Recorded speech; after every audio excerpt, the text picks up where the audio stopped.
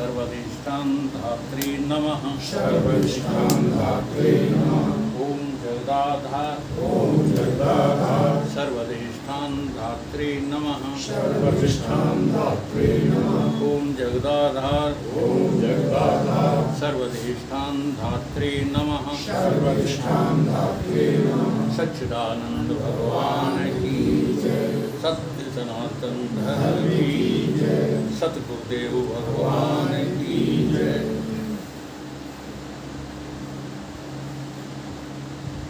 आदि गुरु शंकराचार्य का ग्रंथ है ये दृढ़ दृष्टि विवेक। आज इसका जो है श्लोक नंबर 22 क्या कह रहे हैं? उपेक्ष नाम रूपे द्वे सच्चिदानंद तत्परः समाधिं सर्वदा कुर्यात् हृदये विवाह अथवा वही। नाम और रूप इन दोनों की उपेक्षा करके हृदय में अथवा बाहर सर्वदा सच्चिदानंद स्वरूप का अनुसंधान करना चाहिए।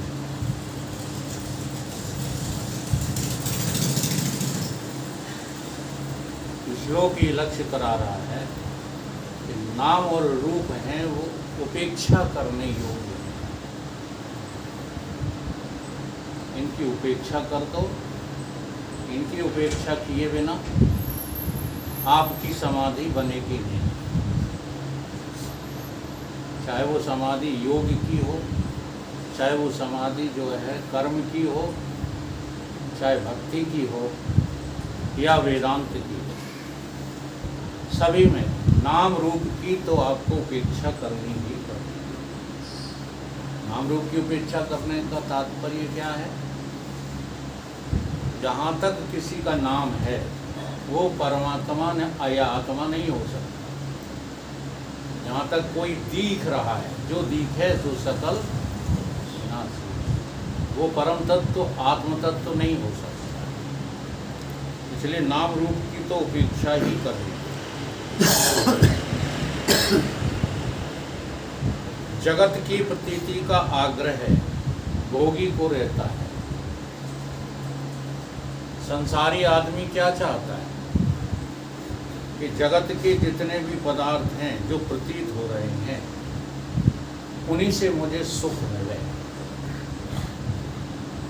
वो बात जो है अलग है। चले थे सुख पाने को, प्राप्त हो गया दुख। अब जो प्रतीति हो रही है ना, संसारी उसे भोगना चाह रहा है। जन्म से ही देखो बच्चों के अंदर हम संस्कार यही डालते हैं, क्योंकि हमारे भी वही रहे। बड़ा हो जा, बच्चों से कहते हैं छोटे छोटे जल्दी जल्दी पढ़ो, तेरी शादी कराएंगे। अब वो संस्कार डाल दिए ना, भोग के संस्कार डाल दिए। अब शादी सबसे बड़ा सुख दिखाई देने लगा, लेकिन वो जानते हैं जो कर गुजरे कि कितना बड़ा सुख है। दुख को ही सुख समझ रहे हैं। जो सामने प्रतीति दिख रही है ये दुख रूप है, ये सुख रूप है ही नहीं। लेकिन पहले पहले इसमें सुख नजर आता है। तो संसारियों का लक्ष्य क्या होता है? इसी को जो है ग्रहण करना। जगत को दुख मृत्यु जानकर जगत को प्रतीत न हो, जगत का भान ही न हो, जगत से मन लौट आए, ये आग्रह योगी को रहता है। ये योगी भोगी और योगी का फर्क है। भोगी जगत की प्रतीति को ग्रहण करना चाहता है। योगी जगत की प्रतीति को नकारने के लिए जो है कोशिश करता, आंखें बंद करता, समाधि लगाता है, डूब जाता है अपने। लेकिन संशय विपर्य रहित आत्मज्ञानी को न प्रतीति का आग्रह रहता है, न प्रतीति के अभाव का आग्रह रहता है। इसलिए ज्ञानी का स्वभाव सहज हो जाता है। वो सहज में बोलता है, सहज में खाता है, सहज में चलता है। सब काम उसके कैसे हो जाते हैं? सहज।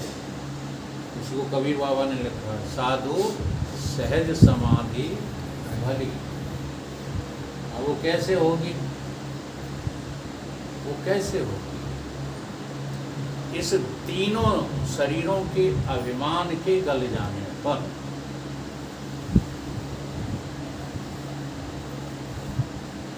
श्रुति ने भी कहा, कबीर जी ने भी यही बात कही। श्रुति कहती है देह अभिमाने गल। जब तक तीनों शरीरों का अभिमान तुम्हारा गलेगा नहीं। अभिमान गलने का तात्पर्य क्या है? ये शरीर मैं हूँ ही नहीं, ऐसी अनुभूति का नाम अभिमान का गलना है। सूक्ष्म शरीर में हूँ ही नहीं। हाँ, न मैं ज्ञानी हूँ न मैं अज्ञानी हूँ, बुद्धि का गलना है। कोई संकल्प विकल्प मेरा है ही नहीं, ये मन का गलना है। ये सोचना विचारना ये मेरा काम है ही नहीं, ये चित्त का गलना है। किसी भी विदेश में, वस्तु में, काल में अहिंसा का नकार देना। कहते नहीं, एक समय हमारा था, एक राजा जो है सन्यासी हो गए थे। मच्छंदर नाथ ने जाकर के उनको टक्कर मार दी तो वे गिर पड़े। और गिरे ही गिरे जो है अपने मन में संकल्प कर रहे, काश ये टक्कर तुमने 2 साल पहले मारी हो। 2 साल पहले राजा थे, फांसी को चढ़ा देते। तो देखो भीतर से अभी सूक्ष्म अभिमान गला है क्या? नहीं गला। तो ये धीरे धीरे साधना से जो है जाते हैं। योगी को भी भीतर का अभिमान बना रहता है। योगी भी समाधिस्थ रहने में अपने को श्रेष्ठ समझता है, परंतु ज्ञानी में ये कोई लक्षण नहीं होता। न उसे बाहर के देश काल वस्तु का आग्रह है, और न वो ये चाहता है कि ये सब कुछ समाप्त हो जाए। न द्वेष्ट संप्रवृत्तानि न निवृत्तानि कांक्षति। ऐसा गुणातीत ज्ञानी अपने व्यवहार को सहज रखता है।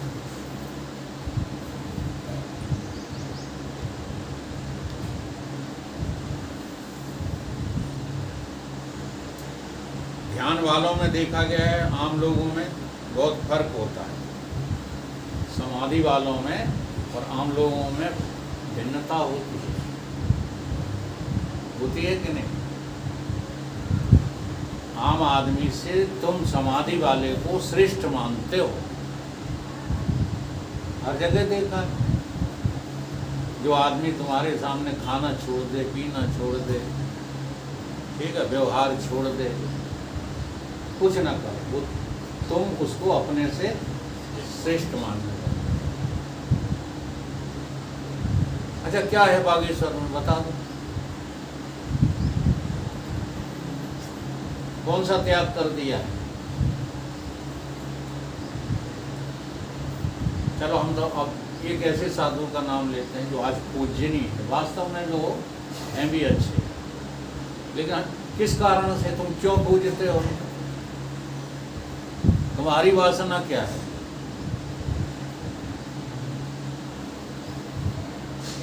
वृंदावन में आज बहुत प्रसिद्ध संत है ना एक, लेकिन सब वहाँ मूर्ख पहुँचते हैं, क्योंकि प्रश्न उनके बताते हैं। प्रश्न करने वालों के प्रश्न बताते हैं कि ये अभी बाबा के विषय में कुछ समझते ही नहीं।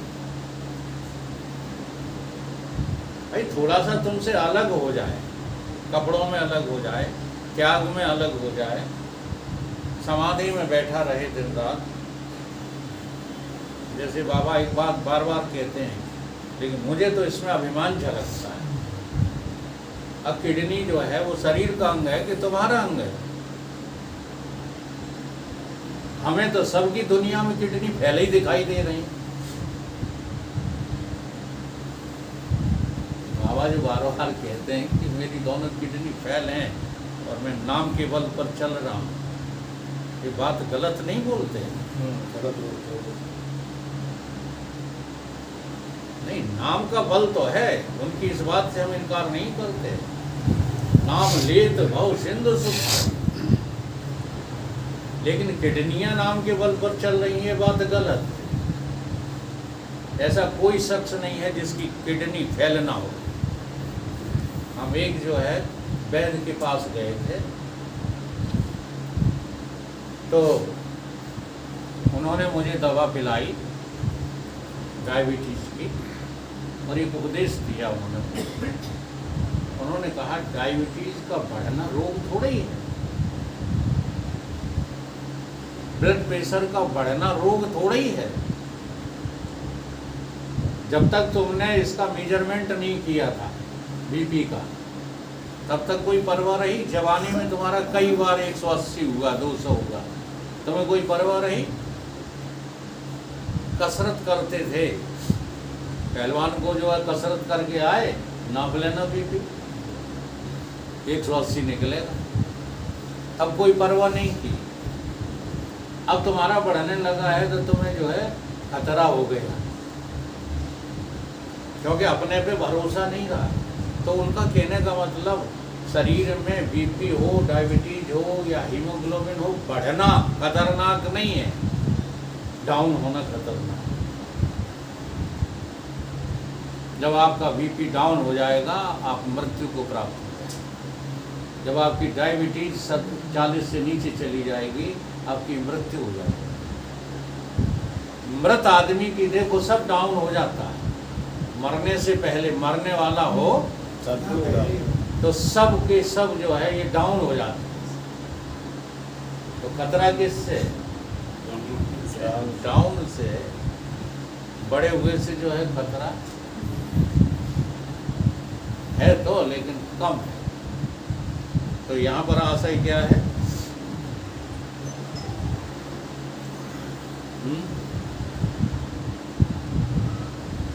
यहाँ मेरे कहने का आशय क्या है? तुम इन समाधि वालों को, ध्यान वालों को देख करके एक इनमें विशिष्टता जो है मान लेते हो, जबकि वही विशिष्टता है नहीं, इससे कुछ होने वाला नहीं है, उनका काम बनने वाला नहीं है, लेकिन मान लेते हो अपने से विशिष्ट, तो भेद हो जाता है। इसलिए योगी का और भोगी का भेद दिखाई देता है, परंतु ज्ञानी और अज्ञानी का भेद कतई कोई देख ही नहीं सकता। कोई ब्रह्म ज्ञान को प्राप्त हो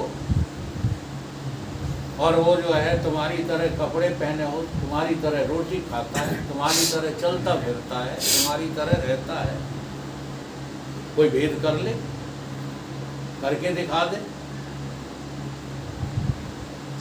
लेकिन वास्तव में भीतर से भेद है। ज्ञानी और अज्ञानी का भेद कहाँ है? अंदर से है, आसक्ति से, अंदर से है। अंदर से ज्ञानी का अज्ञान नष्ट हो चुका है, अब वो फुके मेंटल की तरह, अज्ञानियों की तरह काम करता दिखता है। आपने फुका मेंटल जला देखा है? फुक जाता था फिर उसको जला लेते थे। ऐसे ही जो मूल है, संसार का मूल, संसार का मूल क्या है? गीता में आया है ऊर्ध्वमूलम्। संसार का मूल कहाँ है? ऊपर है कि नीचे? हर वृक्ष का मूल नीचे होता है और संसार का मूल कहाँ है? अब ऊपर तो कह देते लेकिन बता नहीं पाओगे संसार का मूल कौन है? बताओ। ब्रह्म नहीं है, ईश्वर भी नहीं है। संसार का मूल है, बोलो मास्टर साहब, आत्मा का अज्ञान। आत्मा का जो अज्ञान है वो बहुत भीतर है। अब उस अज्ञान को जिसने छेदन कर दिया है भीतर से, वो बाहर कैसे काम कर रहा है? अज्ञानियों की तरह का, वो है ज्ञानी।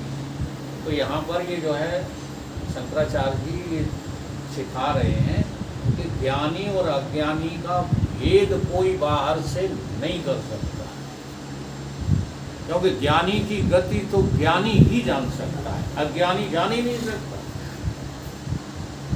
बल्कि सही बात तो यह है कि व्यवहार कुशलता में ज्ञानी ज़्यादा जो है तीर्ण होता है। चाहे जैसा व्यवहार कर बैठता है, चाहे जिसको फटकार देता है, तो देखो चाहे जितना जोर से जो है आवेश में वाणी से बोलेगा, लेकिन कभी भी ज्ञानी किसी का मर्डर नहीं करेगा। ज्ञानी कभी किसी को देशकालिक परिस्थिति जन्य नुकसान नहीं पहुंचाएगा। ये लक्षण होते हैं ज्ञानी। एक बार मैंने देखा महाराज जी को, हमारे गुरु जी भी ऐसे ही करते थे। लक्ष्मणानंद जी जो साधु थे, उन्होंने आकर के सब लोगों से कहा चलो चलो खाना वाना खाओ चलो।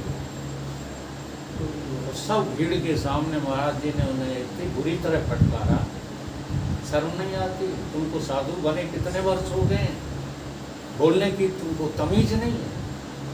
हम भी घबरा गए, हमें अभी लक्ष्मणानंद जी ने कोई गलत बात तो की नहीं, लेकिन ज्ञानी को एक एक बारीकी पता रहती है।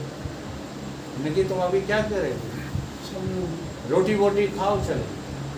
तो रोटी खाना तो मनुष्य का जो है धर्म है। ये वोटी क्या होता है? वोटी किसको कहते हैं? अब घबरा कह लेते हैं। तो एक एक शब्द पर ज्ञानी की, एक एक घटना पर बारीक से बारीक बात पर नजर रहती है, क्योंकि वो भीतर से अज्ञान को खा चुका है। और बाहर व्यवहार कैसा है? अज्ञानी है। इसलिए वहाँ भेद नहीं हो पाता। भोगी योगी का भेद दिखाई दे जाता है। योगी आदमी होगा, कायदे से भोजन करेगा, परहेज करेगा, दिखाई दे जाता। कम खाएगा, कम बोलेगा, मौन रहेगा, गंभीर। कहते नहीं वो तो भाई बहुत गंभीर रहता है। तो गंभीर रहना भी एक योग साधना है, चुप रहना भी एक योग साधना है, ज़्यादा स्थिर रहना योग साधना है। लेकिन ज्ञानी सामान्य रहता है, सहज रहता है। तो कबीर बाबा ने भी यही कहा, चले फिरे सो परिक्रमा, खाए पिए सो पूजा, और सो जाए तो लगी समाधि, भाव मिटाया दूजा। ज्ञानी की दृष्टि में कोई दूसरा होता ही नहीं, और अज्ञानी की दृष्टि अनेकता में रहती है, और दोनों के व्यवहार समान होते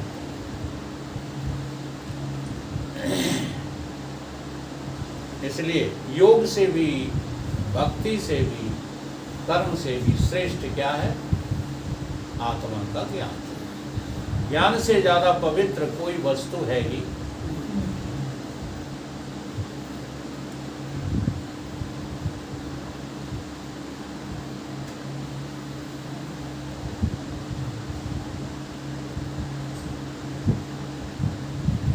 बहुत ऊंचा है ज्ञान।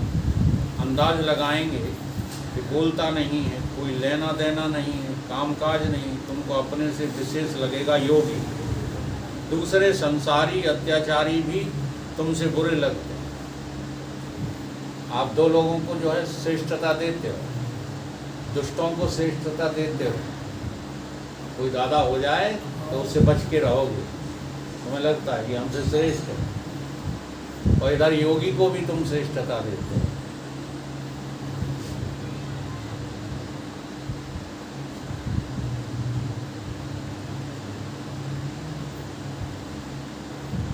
लेकिन ज्ञानी इन दोनों में सम रहता है।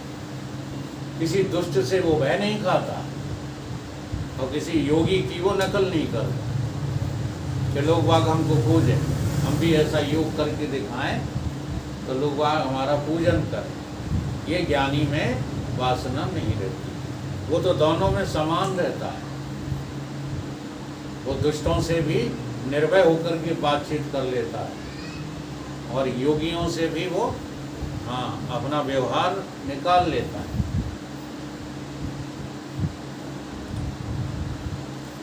ज्ञानी और अज्ञानी का व्यवहार कोई बहुत ज़्यादा अंतर नहीं होता। अज्ञानी की जो सोच अंदर है वो थोड़ी अलग है।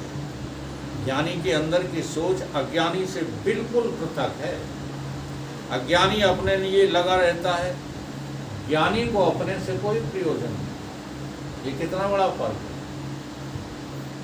अज्ञानी अपने और अपनों के लिए लगा रहता है और ज्ञानी करता वही सब कुछ है जो अज्ञानी करता है, लेकिन ज्ञानी को अपने से कोई वास्ता नहीं होता, कोई प्रयोजन नहीं रहता। अज्ञानी को कुछ पाने में रुचि है, इसको कुछ पाने में रुचि नहीं है। अज्ञानी फल के लिए सब कुछ करता है और ज्ञानी सहज कर्म प्रारब्ध के अधीन करता है। इसलिए प्रारब्ध अज्ञानी के लिए बहाना कहा गया है। अज्ञानी के बोध हित श्रुति प्रारब्ध बताए, विचार सागर का है तो जब प्रपंच में देह है तो कहाँ प्रारब्ध टिका है। ज्ञानी लोग कह देते नहीं तो प्रारब्ध होगा। जैसे विदुर जी के लिए क्या कहें हम, बताओ? यही तो कहेंगे आप लोगों के लिए। हाँ, उन्हें कही इतना कष्ट क्यों है?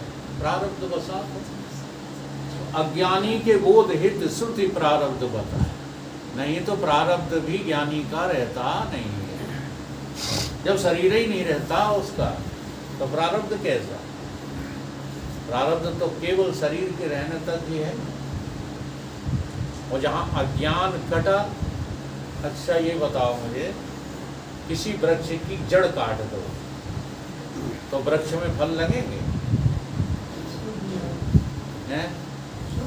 लेकिन सूखेगा धीरे धीरे, लेकिन नष्ट तो पहले ही हो चुका। यही ज्ञानी का होता है। ज्ञानी का कारण शरीर नष्ट हो चुका है। अब सूक्ष्म स्थूल लोगों को दिख रहे हैं, क्योंकि उसे तो पता है कि हमारे पास शरीर नाम की कोई चीज ही नहीं, हम ही हम हैं, एको अहम द्वितीय अनासि। ज्ञान इसको नहीं कहते हैं कि ये भी है और हम भी हैं, इसका नाम ज्ञान नहीं है। शरीर भी है और हम भी हैं। जैसे आम आदमी गीता को पढ़ के कहने लगता है आत्मा थोड़ी मरती है, शरीर मर जाते हैं। अब चूंकि जो है अर्जुन वहाँ जी रहा था तो भगवान को कहना पड़ा अन्नते अन्य माने शरीर, उसकी बुद्धि से कह रहे हैं, जबकि भगवान जानते नहीं कि शरीर नाम की कोई चीज होती ही नहीं। देखो, अगर शरीर भी है और आत्मा भी है तो व्यापकता में दोष आ गया कि नहीं? ध्यान दो इस बात को। फिर आत्मा व्यापक कहाँ है? अगर शरीर भी है और आत्मा भी है तो आत्मा परछिन्न हो गई कि नहीं हो गई? इसी शरीर में है आत्मा, बस। तो श्रुतियां सब झूठ हो जाएगी। अशरीरम शरीरेषु, ये अशरीरी आत्मा ब्रह्म सब शरीरों में एक ही है। अब सब शरीरों में एक ही है तो व्यापक ही तो है, और व्यापक है तो शरीर है ही नहीं। सिया राम मैं सब जग, तुमको अब हरिसेवक, सारा जगत तो सीताराम, तुमको सन्यासी, हम गृहस्थ। ये ज्ञान व्यान नहीं है। ज्ञानी को पता रहता है एको हम द्वितीय। कि हमारे सिवा कहीं कोई है ही।